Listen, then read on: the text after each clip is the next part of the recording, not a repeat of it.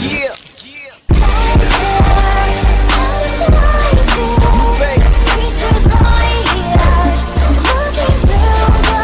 Hey people, what's up, c'est James, bienvenue dans cette nouvelle vidéo sur Photoshop CS6. Dans la vidéo du jour, nous allons voir comment importer, charger des broches, des pinceaux en l'occurrence, des styles de calque, des formes, etc.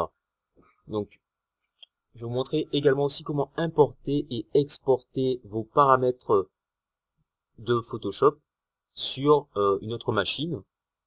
Et comment migrer vos paramètres Photoshop des versions antérieures vers la version CS6. Voilà, donc je pense que ça va vous servir pour les personnes qui auraient récemment téléchargé la version CS6 ou acheté. Vous êtes demandé, vous vous êtes dit, bon, j'ai perdu tous mes paramètres, etc. Donc voilà. On va voir aujourd'hui comment remédier à ceci. Donc il n'y a rien de très compliqué. Donc avant tout, pour ceux qui auraient toujours les versions antérieures et qui n'ont pas encore désinstallé les versions antérieures, gardez-les par précaution. Alors, enfin, ça va. Le tuto va surtout vous montrer comment migrer vos paramètres vers les versions antérieures. Et donc après, lorsque ce sera fait, vous aurez le choix de désinstaller ou pas. Donc avant tout, ce qu'on va voir, c'est où se trouvent les fichiers nécessaires à Photoshop. Donc là, c'est vraiment primordial. Donc, il vous suffit de vous rendre, donc si vous êtes sur Windows, dans poste de travail, ici, donc ordinateur en l'occurrence, et d'aller dans votre disque local, donc ici le mien. Si vous êtes sous Mac, allez chercher un équivalent, voilà. Ensuite, vous vous rendez dans Programme File. Donc, pour les 64 bits, vous avez Programme File 86 et Programme File normal. Vous vous rendez dans le dossier Programme File dans lequel vous avez installé Photoshop. Donc, c'est-à-dire, si c'est la version 64 bits de Photoshop, c'est dans Programme File normal. Et si c'est la 32 bits, c'est dans Programme File 86. Je parle uniquement des versions 64 bits. Des systèmes d'exploitation version 64 bits. Pour le reste, c'est Programme File. Voilà. Donc en l'occurrence, moi, c'est programme. Donc le programme. Je vais dans Adobe ici, et ensuite dans Adobe Photoshop CS6. Voilà. Et donc, je me retrouve avec ceci. Je vais me rendre dans Preset, ici. Et dans Preset, je vais trouver une multitude de dossiers. Donc il y a des dossiers qui sont en fait des dossiers où on va pouvoir ajouter des choses dedans. Notamment Action, Black and White, Brushes, donc les pinceaux. Je l'ouvre rapidement pour vous montrer, donc des pinceaux. Ce dossier contient des fichiers. Donc dans ces fichiers, il y a un à plusieurs pinceaux. Voilà. Je retourne en arrière. Ensuite, on a Control Curves. Donc je vais cocher les principaux dossiers où on peut ajouter des choses. Custom Shape, donc forme personnalisée. Donc c'est en anglais. Vous n'allez pas trouver. Donc les dossiers sont en anglais, c'est par défaut, hein. Alors, je crois. Hue Saturation, donc peut-être les saturations, Gradient, dégradé. Level, niveau, Lighting Effects. Ensuite on a Style, Scripts. Et je crois que c'est à peu près tout. Donc éventuellement dans Light. Non, voilà, Pattern. Pattern, c'est le motif.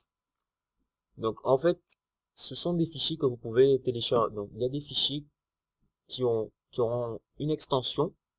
Donc une extension particulière pour chaque dossier. Donc Action, je crois que c'est... Donc on va regarder, c'est ATN.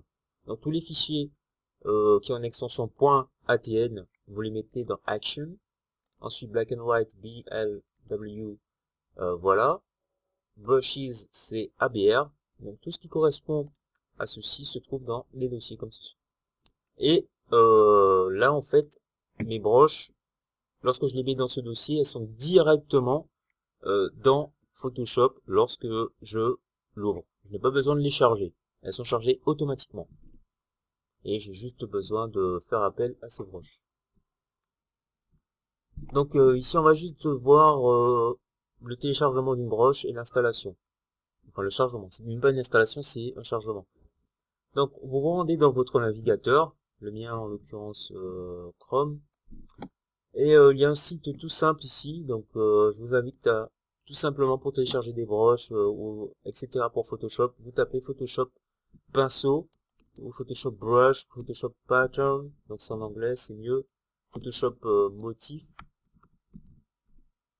Voilà, 500 motifs, voilà, donc sur ce site-là, on peut télécharger des motifs, a priori.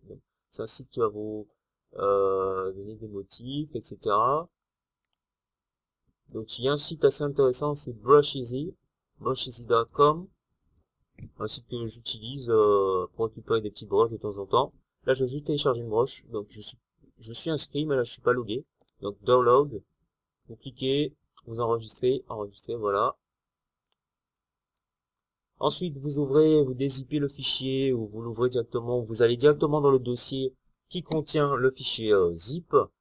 Donc ici, il s'agit de pack de broches, c'est des feuilles, en l'occurrence.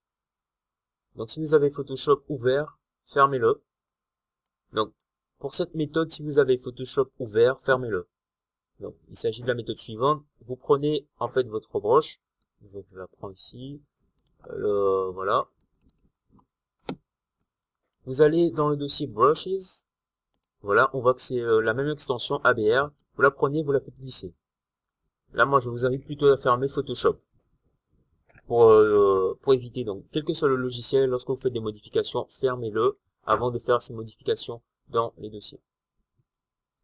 Sinon, vous avez la possibilité également, donc, ici, je vais afficher, afficher le dossier. Je vais le mettre ici.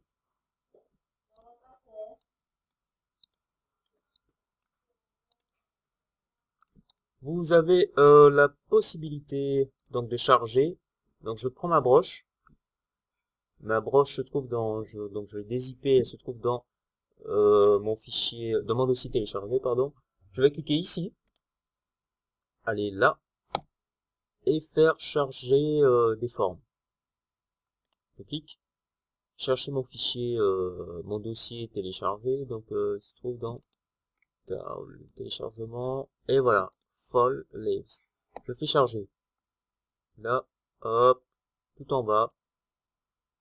Donc si je peux faire charger ou remplacer les formes, cliquez ici et charger une forme. Donc voilà, c'est tout en bas. Voilà, et ma broche ici. Donc voilà, hop, hop, des feuilles, etc. Tout simple, tout bête. Moi, personnellement, je préfère tout mettre dans ce dossier, en fait. Comme ça, je sais, j'arrive à répertorier mes broches. Lorsque vous utilisez la méthode charger, en fait, ça va vous mettre les broches dans un dossier temporaire. Il va toujours exister, mais c'est le dossier temporaire application data et j'aime pas trop utiliser ça. Donc moi je le mets directement dans le dossier Adobe Photoshop CS6 sur mon disque dur. Voilà, donc il suffit de faire la même chose lorsque vous téléchargez par exemple donc vous pouvez télécharger des patterns, des textures, action, des shapes, des formes. C'est pareil, vous trouvez juste le dossier associé à l'extension et hop, c'est fait. Voilà, donc on a fini avec le navigateur. Je rappelle le site, c'est brusheezy.com. Là on peut fermer. Et là on va passer à l'enregistrement en fait. Donc je vous invite à regarder 30 jours pour apprendre After Effects, oui, et Photoshop. Donc 2 émissions que j'ai réalisées. Pourquoi je vous invite à regarder? Je vous invite surtout à regarder les 2 premiers épisodes de 30 jours pour apprendre Photoshop parce que je parle de notions assez intéressantes qui vont vous servir dans cette vidéo que je ne vais pas reprendre. Notamment ce qui concerne l'espace de travail. Donc moi j'ai créé mon propre espace de travail pour pouvoir parce que je suis plus à l'aise de cette manière. Donc je vous invite à le faire, à moins que vous utilisiez l'espace par défaut, donc c'est à vous de voir. En fait, l'espace de travail que vous allez créer et enregistrer pourra être exporté lorsque vous aurez envie de faire une exportation ou une importation, au choix. Là, ce qu'on va voir maintenant, c'est l'enregistrement déjà des broches, des pinceaux. Donc raccourci B pour les pinceaux, comme ceci. Voilà. Donc moi, j'ai chargé directement mes pinceaux ici. j'ai pas chargé tous mes pinceaux, hein. Donc si vous ne les avez pas, c'est normal, c'est parce que vous n'avez pas téléchargé et chargé des pinceaux. Donc par exemple, j'ai tous mes pinceaux qui sont ici. Je vais prendre forme M. J'ai le choix. Donc si je voulez-vous remplacer les formes actives par les formes provenant de forme M? Si je clique sur ajouter, les formes M vont se trouver directement avec toutes ces formes, mais elles seront tout en bas. Donc les formes récemment ajoutées se trouvent toujours en bas. Si je clique sur OK, je ne verrai uniquement que les formes M. Donc je clique sur OK, je ne vois uniquement que les formes M. Donc je peux revenir par exemple ici, donc forme de base. Donc ça c'est mes formes déjà ajoutées. Donc ça c'est mes formes de base. Et j'ai d'autres formes, donc je me rappelle plus trop des mes formes par défaut. Bon, c'est pas trop grave. Je me rappelle plus, donc c'est pas grave, hein. Donc ça c'est des formes que j'utilise récemment. Je peux réinitialiser les formes. Voilà, on a des pinceaux réinitialisés et tout, les formes par défaut. Et moi je vous invite, par exemple, si vous avez toutes vos formes, chargez-les toutes ici, par exemple, hein, c'est un exemple. Et ensuite, faites enregistrer les formes. Et créer un dossier, par exemple, sur le bureau, créer un dossier qui va s'appeler paramètres Photoshop CS6. Et enregistrez-y toutes vos formes. Enfin, enregistrez-y la forme, le fichier qui va contenir toutes vos broches, tous les pinceaux, toutes vos brushes. J'espère que vous avez pu comprendre, c'est pas trop compliqué. Et on va faire de même en ce qui concerne les formes. Raccourci U, les formes personnalisées, c'est pareil. Vous cliquez ici sur la petite flèche, ici, et vous chargez toutes les formes, vous enregistrez, etc., etc. En ce qui concerne les styles de calque, les dégradés, par exemple, les nuancés, vous pouvez en créer, voilà, donc vous créez un nuancé, changez la couleur, voilà. Donc j'en parle dans 30 jours pour apprendre Photoshop. Donc c'est pour ça que je vous ai invité à regarder certains épisodes. En ce qui concerne les styles de calque, ici, donc j'en ai créé certains. Vous pouvez également les enregistrer. Le procédé est le même. Donc voilà. Ensuite, enregistrer les styles, etc., etc. Une fois que c'est fait,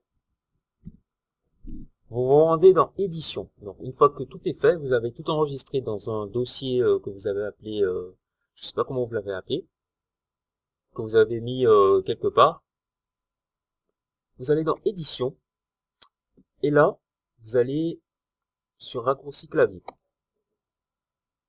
Et ensuite, on va voir pour le menu. Donc, on a ici tous les raccourcis. Donc, on a les raccourcis par défaut. Donc, là, ici, les raccourcis par défaut de Photoshop. Donc, moi, je ne veux pas les raccourcis par défaut parce que j'ai mes propres raccourcis. Par défaut, si vous n'avez pas modifié les raccourcis, vous avez paramètres par défaut de Photoshop actif. Alors, on a les raccourcis pour l'application. Donc, c'est-à-dire les onglets ici. Donc, fichier. Voilà, CTRL-N pour faire nouveau, etc., etc. Donc voilà, tout ce que l'on retrouve en cliquant ici, on retrouve hein, les raccourcis. Ouais.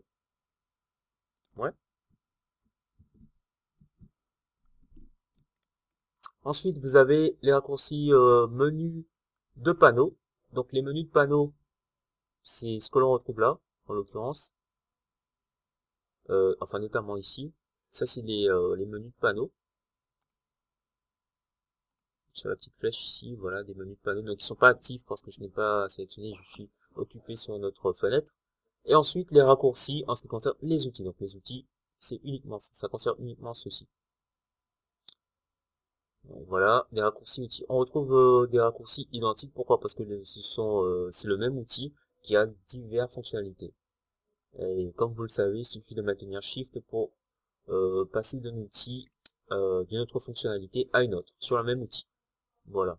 Donc pour ajouter un raccourci, il suffit de cliquer, d'ajouter la lettre correspondante ou la combinaison des lettres que vous voulez ajouter. Cliquez sur accepter, ensuite cliquez ici pour sauvegarder. C'est un conseil et validé par OK.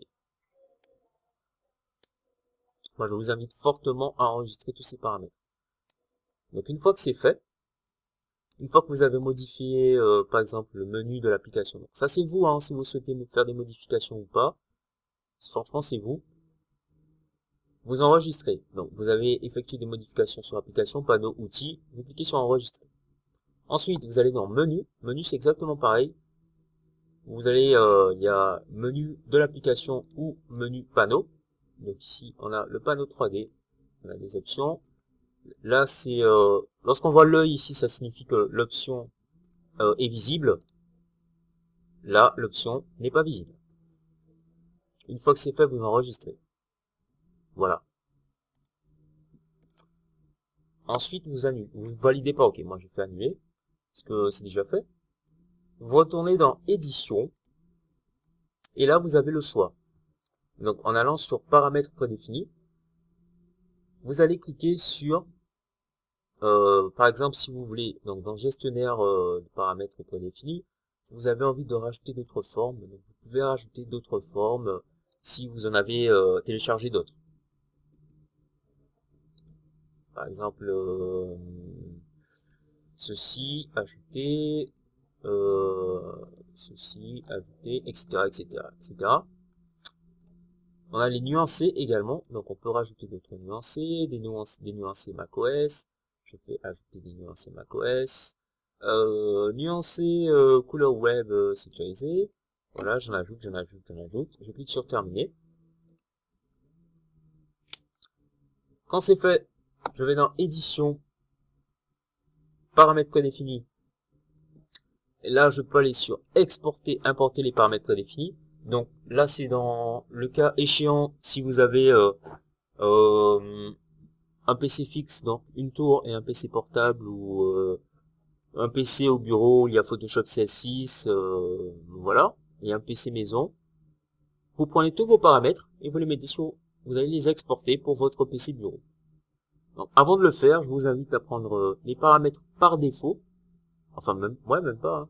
Même pas besoin de prendre les paramètres par défaut. Vous avez vos propres paramètres. Lorsque vous allez au bureau, vous chargez vos paramètres. Donc, si c'est un bureau, si c'est un PC qui est utilisé par plusieurs graphistes, ben, n'oubliez pas de remettre les paramètres par défaut. Si voilà, si les graphistes aiment bien que ça soit par défaut ou ils aiment bien avoir le propre paramètre. Comme ça change. Vous respectez les autres. Vous sélectionnez tout, donc ajoutez tout. Voilà, exporter les paramètres prédéfinis. Donc vous allez choisir. Donc ici sur bureau, je clique sur OK. Le dossier paramètres prédéfinis existe déjà. Cet emplacement, voulez-vous remplacer le dossier? Oui. Oui. Voilà. Et là, je vais retourner dans créer mon dossier. Donc regardez mon dossier, allez sur le bureau et mon dossier export. Donc mon dossier contient tous mes paramètres. Il contient les styles, donc le menu customisé, les raccourcis clavier, mon espace de travail également, les dégradés, contours, il contient tout ce que je peux sauvegarder sur Photoshop. C'est ça qui est magique. Je peux aussi faire la migration, donc pour ceux qui ont fait ces modifications sur une version antérieure de Photoshop, notamment CS3 à CS5.5, il vous suffit tout simplement de, lorsque vous êtes sur CS6, vous allez sur CS6, vous faites paramètres prédéfinis, migrer les paramètres prédéfinis. Moi, lorsque j'ai installé pour la première fois CS6, il m'a demandé de migrer les paramètres prédéfinis de CS5. Donc voilà, voilà. Donc j'avais Photoshop CS5 avant d'installer CS6. Et donc j'ai cliqué sur oui et j'ai pas perdu tous mes paramètres. Après, j'ai pu désinstaller Photoshop CS5, pardon. Donc là, je vais pas le faire puisque voilà, c'est déjà fait. J'ai encore changé des paramètres, j'ai encore fait des modifications par rapport aux nouveautés de CS6, donc ça m'est d'aucune utilité. Donc j'espère que ce tutoriel vous aura servi. Donc mettez des likes. Pourquoi des likes dans le cas où ça vous aura servi, et les likes pourront servir à d'autres personnes parce que les autres personnes verront que tiens, la vidéo a plu à un certain nombre de personnes, ben ça pourra sans doute m'aider. Donc ce que je cherche, je vais sans doute le retrouver dedans. Éventuellement des commentaires, pourquoi? Parce que les commentaires, ça va appuyer l'ajout de likes. Donc c'est tout. Donc posez des questions, restez connectés sur le Facebook qui est disponible dans la description de la vidéo. Donc tout ce qui est nécessaire est disponible dans la description de la vidéo pour me contacter. Donc le Facebook c'est James Geek avec deux I, James Geek HD, donc HD. Le Twitter c'est JAMZ James 971 et voilà. Donc merci d'avoir regardé, guys, thanks for watching and peace out. C'était James.